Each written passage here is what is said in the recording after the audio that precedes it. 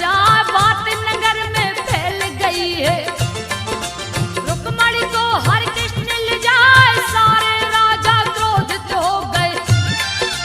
अपने वाहन लिए सजाए, धनुष बाण लेकर के दौड़े। अपनी अपनी सेना सजाए, सेनापति कृष्ण का देखा। धनुष हाथ में लिया उठाए, धनुष का खींचा है प्रत्यंचा।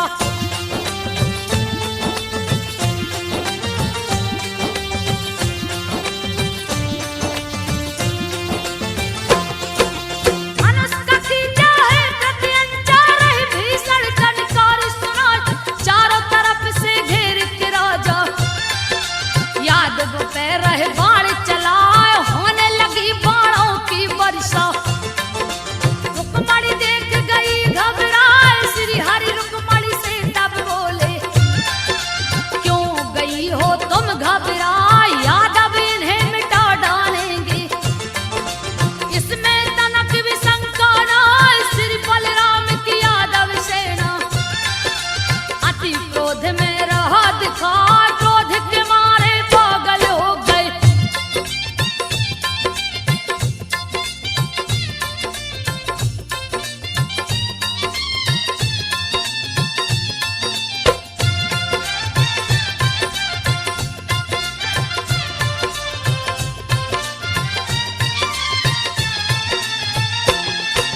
क्रोध के मारे पागल हो गए, रहे बाण पे बाण चलाए, लगे नास बैरी का करने। गुस्सा भरा बदन दिखलाए, सैकड़ों योद्धाओं का मस्तक श्री बलराम ने काट गिराए, कुंडल और धनुष गिर गए हैं। मरे हुओं का तलवार दिखाए, बहने लगी खून की नदियां। घोड़े हाथी ऊंट चिल्लाए, पटको मारो काटो पछाड़ो। यही शब्द है रहा सुनाए, कृष्ण और बलराम की सेना।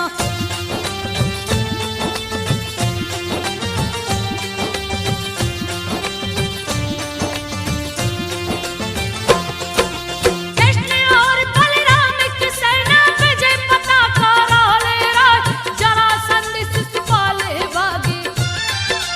हरि की लीला वर्णि न जाए, जा पहुंचे हैं ब्रज नगरी में।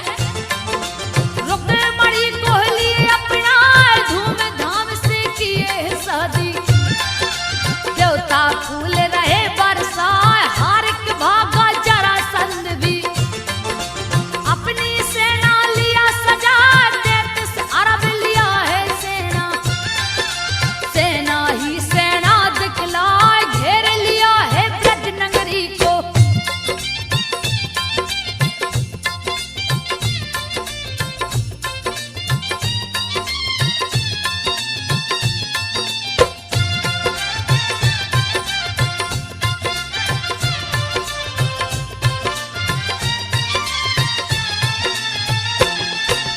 घेर लिया है ब्रज नगरी को, कृष्ण भी देख गए घबराए। घेर लिया है जरासंध ने, कहाँ है कृष्ण रहा चिल्लाए। गोप गोपियां डर के मारे घर में अपने गई समाए। कृष्ण ने सबके भय को मिटाया, अपनी माया दिए दिखा, 33 ब्रज नगरी को मारा। दिए पतालपुरी पहुंचा, ब्रजमंडल को श्री कृष्ण ने दिया द्वारकापुरी बना, ऋषि मुनि के श्राप के कारण।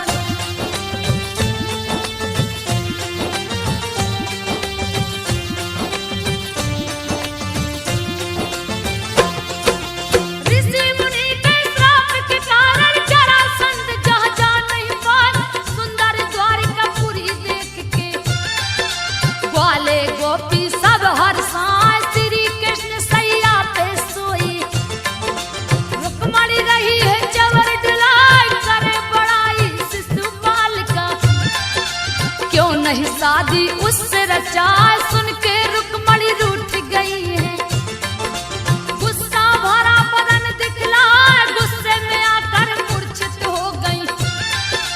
धरती ऊपर गई पटक झटका, रुक्मणी को श्री कृष्ण ने उठाकर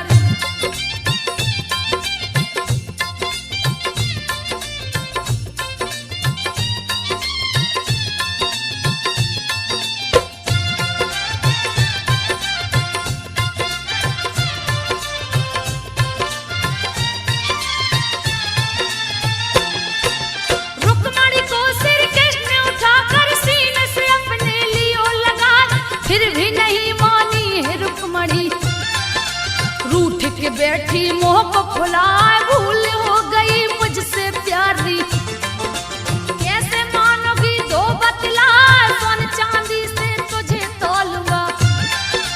सुन के रुक्मणी गई हर साथ, तराजू के पल्ले में बैठी। सोना चांदी कृष्ण मंगाए, हीरा मोती लौट चढ़ाया। फिर भी न पल्ला हिलने पार, रत्न आभूषण लोक के।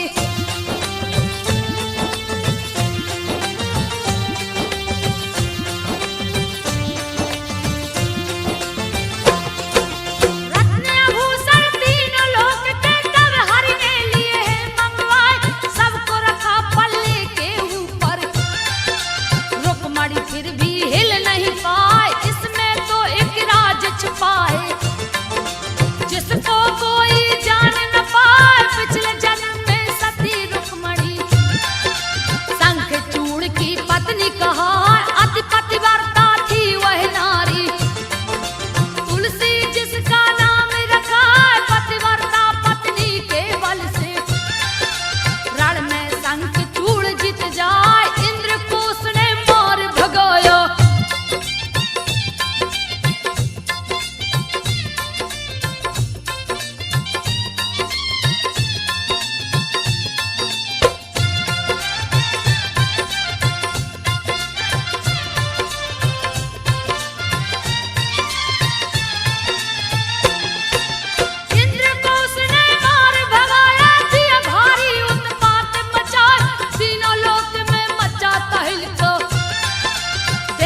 देवगण गए घबराए, ब्रह्मा विष्णु डर से कांपे।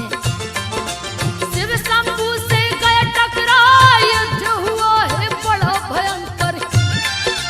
शिव जी उसको मारे न पाए, सती का शक्ति साथ लड़ता। किसी से पापी हारे न पाए, विष्णु ने छल किया सती से। शंखचूड़ का रूप बनाए, पतिव्रता को भंग किए।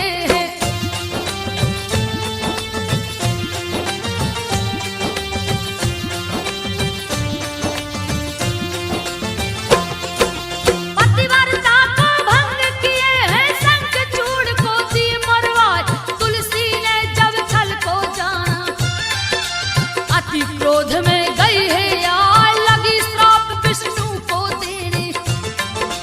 श्री हरि रहे उसे है मना, तुझको अपने साथ रखूंगा। तुझको लूंगा मैं अपना, मेरे भोग में जब तू पड़ेगी। तभी मैं ग्रहण करूंगा यार, तभी से तुलसी दल को डाल के। सब विष्णु को भोग लगा, राधा माता बनी है सीता।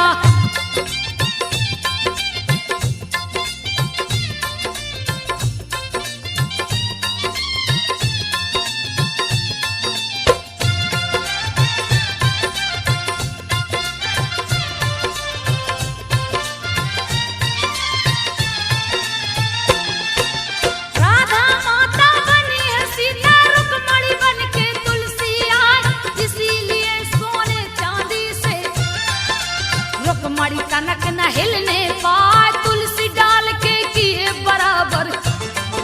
तुम हो तुलसी दिए बताए, एक समय की बात है भक्तों।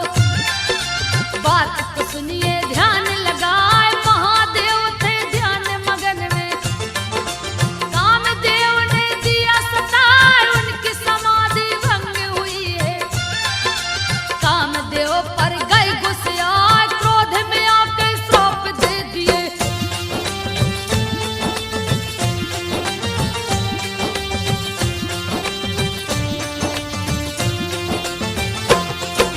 क्रोध में आके श्राप दे दिए,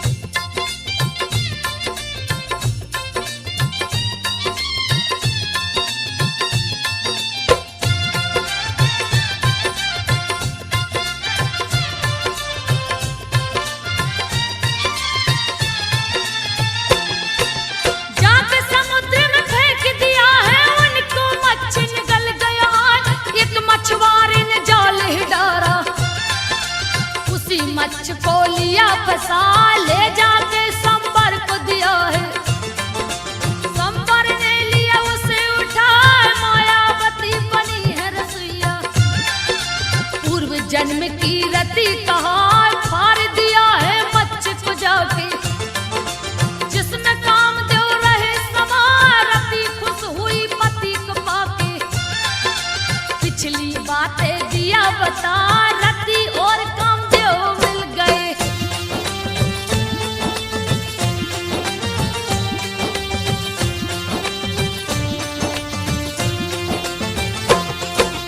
रति और कामदेव मिल गए, सारे देव गए हर साल। जामवंत की पुत्री जंगल में दिया मणि भुलवाए। कृष्ण ने राह में मणि को देखा, अपने हाथ में लिए उठाए। जामवंत लगे मणि को खोजने, कृष्ण के हाथ में गया दिखाए। कृष्ण से जामवंत भिड़ गए, क्यों लिया तूने मणि चुराए। बड़ा ही भीषण युद्ध हुआ है, जिसका वर्णन किया न जाए। जामवंत पहचाने प्रभु को,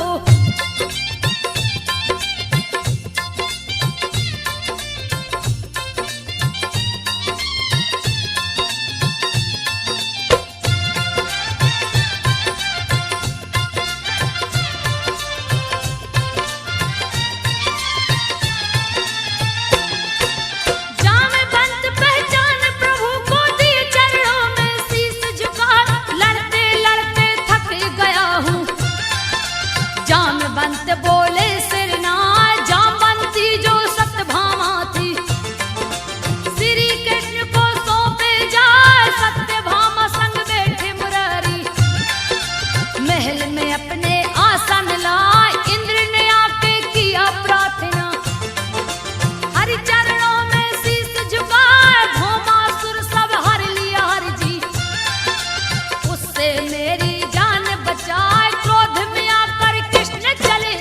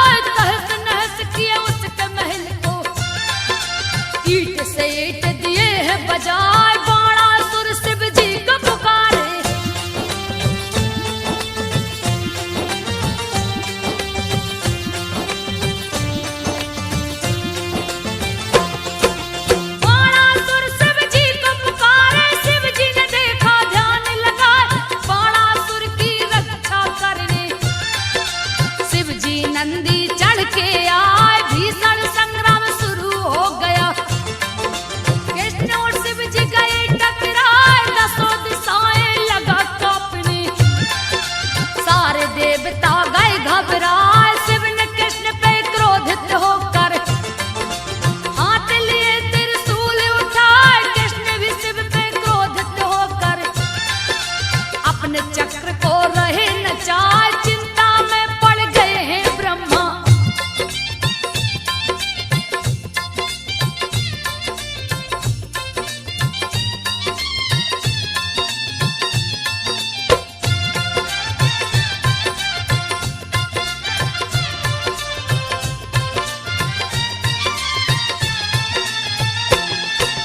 चिंता में पड़ गए हैं ब्रह्मा, धरती माता गई घबराए। ब्रह्मा जी के पास में पहुंची, इंद्र भी वहीं पे गए हैं आए। तीनों लोक में मची तबाही, पल में मान प्रलय हो जाए, सारी सृष्टि उलट जाएगी। चक्र पशुपत जो टकराए, सारे देवताओं को ले ब्रह्मा। समर भूमि के बीच में आए, शिव और कृष्ण के बीच में आकर ब्रह्मा जी भी रहे समझाए। आप दोनों गर नहीं माने तो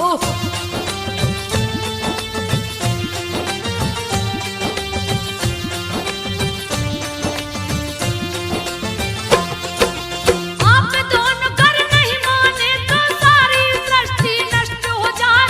शिव के सन्मुख गए ब्रह्मा जी, चरणों में दिए शीश झुकाए। आपने ही वरदान दिया है, फिर क्यों युद्ध में लड़ रहे आए। इसके भुजा के भारे हरण को श्री कृष्ण है गए टकराए। क्रोध को शांत किए शिव शंभु, लौट के वो निज धाम को आए। बाणासुर ने क्रोधित होकर 500 धनुष को लिया उठाए। क्रोध में आके दौड़ पड़ाए,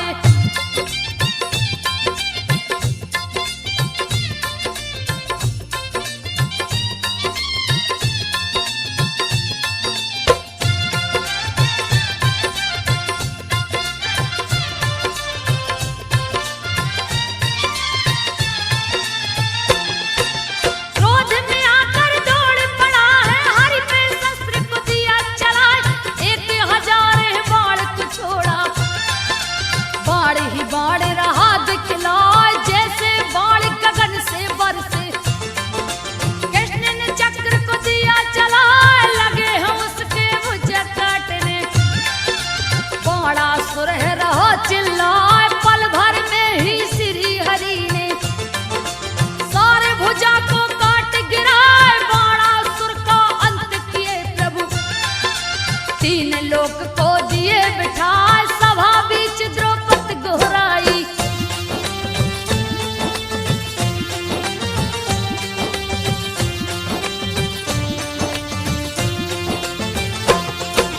सभा बीच द्रौपदी गोहराई। श्री कृष्ण लो लाज बचाए, पापी दुशासन चीर को खींचे। तनक दया ना उसको आए, सभा बीच सब मौन है बैठे। कोई भी उसको रोक न पाए, किसी ने चुप्पी नहीं है तोड़ी। द्रौपदी रही बिलाप लगाए, सुन के दौड़ पड़े गिरधारी। सभा महल में चीर बढ़ाए, खींचत चीर दुशासन हारा। दोनों बहियां गई पटाए, हरि कृपा से दुष्ट बहारा।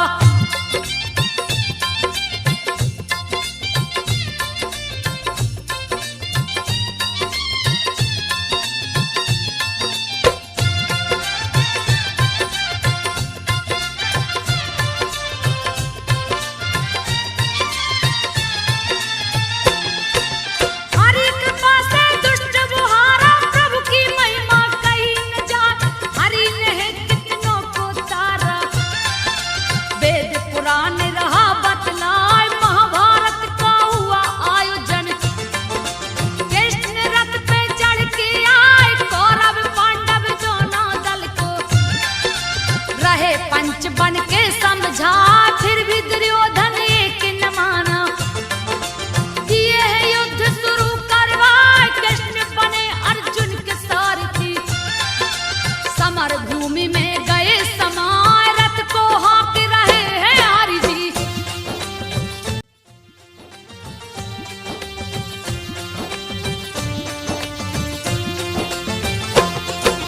रथ को हाँक रहे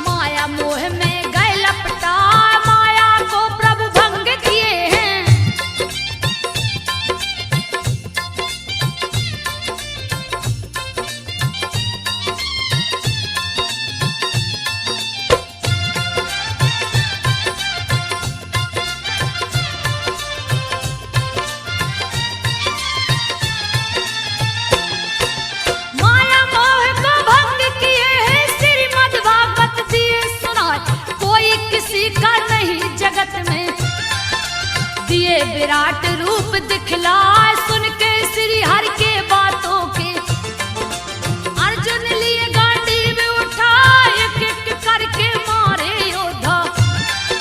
भीष्म की बारी गई है यार, मचा दिए उत्पात हिरण में, बहुत सी सेना मार गिराए, चिंतित देख हरि अर्जुन को, चक्र सुदर्शन लिए उठा, देख के भीष्म ने चक्र सुदर्शन।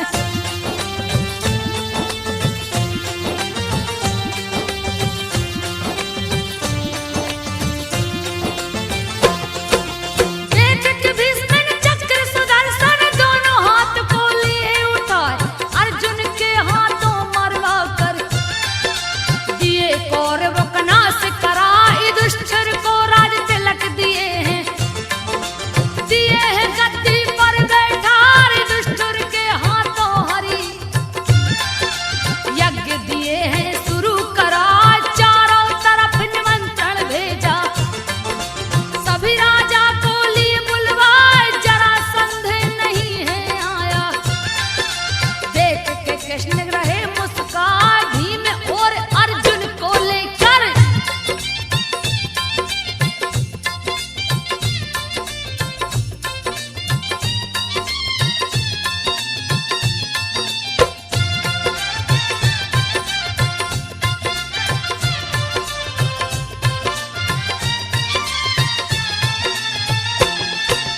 भीम और अर्जुन को लेकर लिए साधु का वेश बनाए, अर्जुन भीम को चेला बनाकर मगध राज में गए समाए, जहाँ का राजा जरासंध था, अपना अखाड़ा रहा सजाए, मल्ल युद्ध का किया आयोजन, एक से एक है मल्ल जुटा, जरासंध है वीर बहादुर, जिससे कोई नहीं टकराए, चूर हुआ है घमंड के मारे।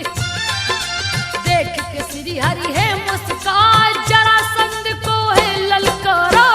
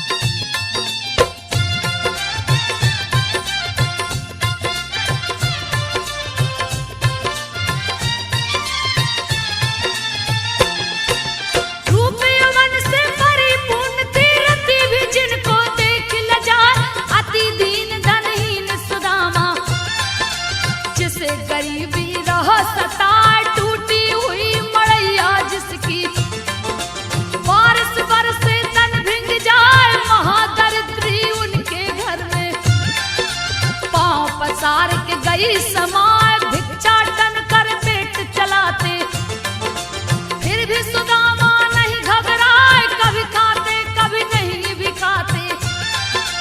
सो जाते थे पेट दबाए, सिर पे पगड़ी न तन पे कपड़ा।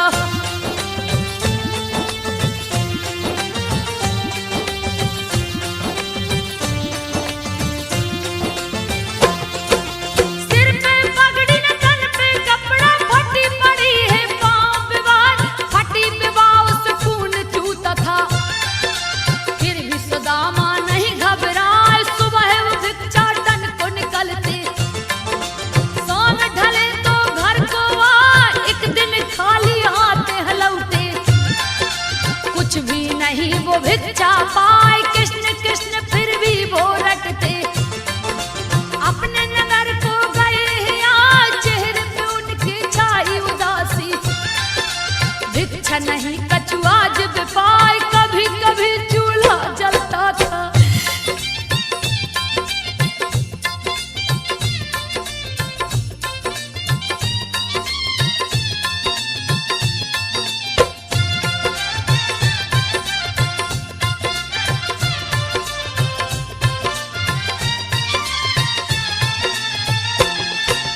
कभी कभी चूल्हा जलता था, कभी कभी ठंडा पड़ जाए, फिर भी कोई चिंता नहीं था।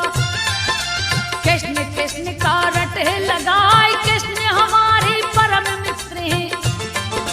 पत्नी से कहते रोज सुनाए, पतिव्रता पत्नी थी उनकी। दुख सुख में है साथ निभाए, एक दिन खाने को कुछ नहीं था। दरिद्रता से गई घबराए, अपने पति से जाकर बोली। डरती हुई अति भय खाए, मेरा कहना मान लो स्वामी।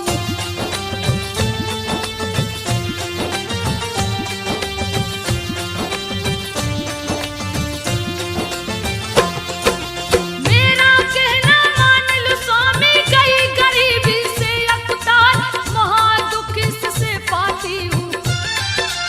और दुख अब सहा न जाए, इससे मुक्ति पाने हेतु सोची हूँ मैं एक बार। भार्या से तब बोल सुदामा, जल्दी से दो तुम बतलाए, आपके मित्र तो कृष्ण है स्वामी।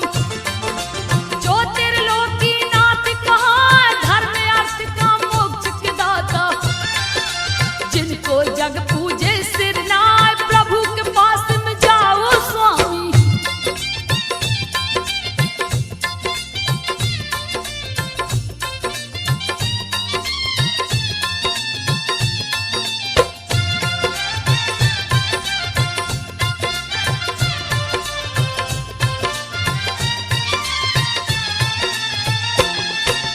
प्रभु के पास में जाओ स्वामी, देंगे सारा कष्ट मिटाए। बोली वसुंधरा अपने पति से, बात को सुनियो ध्यान लगाए, कैसे जाऊं बोल सुदामा। क्या दूंगा मैं उनको जाए, मैंने कछु नहीं दिया किसी को। बिन दिए कोई कहाँ से पाए, इतना सुन के वसुंधरा ने भेंट किया चावल को लाए, डोरी लोटा लाठी लाके। रही सुदामा जी को धराए, डोरी लोटा कंधे पे लेके।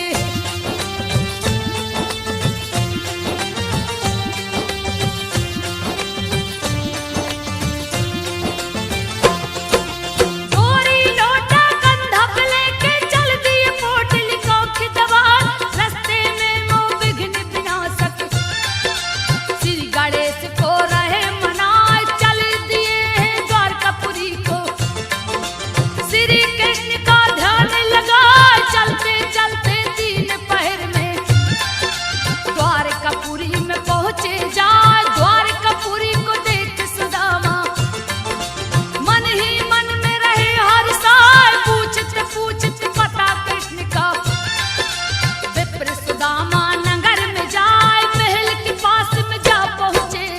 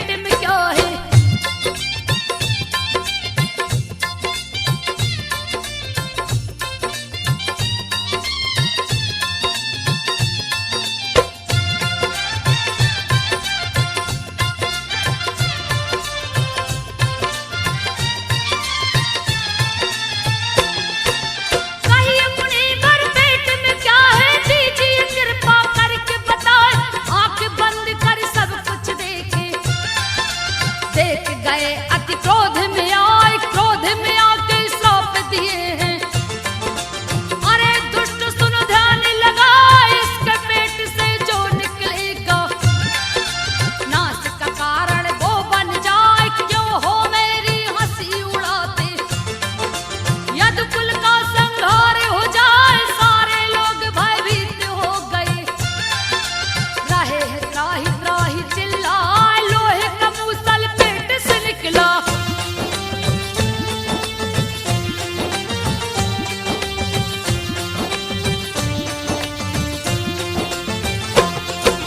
लोहे का मूसल पेट से निकला। कृष्ण उसे दिए पिसवाए, ले जाके समुद्र में फेंके।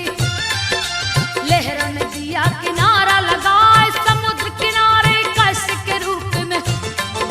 चारों ओर गया चितराए, विनाश काले विपरीत बुद्धि। यदुवंशी को गई धराए, मद्यपान अत्याचार बढ़ गया। पर स्त्री संग रास रचाए, रैवतक पर्वत पे सब यादव मनोरंजन करते